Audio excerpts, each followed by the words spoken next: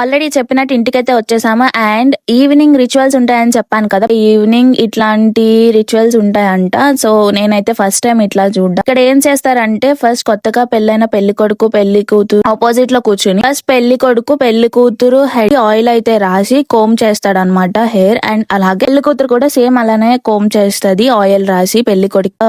అత్తయ్య పిన్ని ఎవరు అవుతారు నాకైతే కొంచెం ఐడియా లేదు. సో వాళ్ళైతే రింగ్స్ గేమ్ అన్నది ఆడిస్తారు. ఈ గేమ్ హిందూ సంప్రదాయంలో కూడా ఆడతారు పెళ్లిలో. సో అట్లా అన్నమాట. సపోర్ట్ చేయాలనుకుంటే వాళ్ళ సైడ్ వెళ్ళి కూర్చుని వాళ్ళకి సపోర్ట్ చేయొచ్చు. వాళ్ళే ఫన్ అయింది. అండ్ ఆ తర్వాత పెళ్లి కూతురు పెళ్లి కొడుకు చేతికి షోల్డర్స్ దగ్గర మనకి రాఖీ లాగా ఉంటదన్నమాట. చూసారు కదా వీడియోలో, అలా కడతారు. అండ్ గేమ్స్ అన్ని అయిపోయాక వాటర్ లో అవన్నీ వేసి మిక్స్ చేసి క్యూరియాసిటీతో అందరూ అలానే వెయిట్ చేశారు.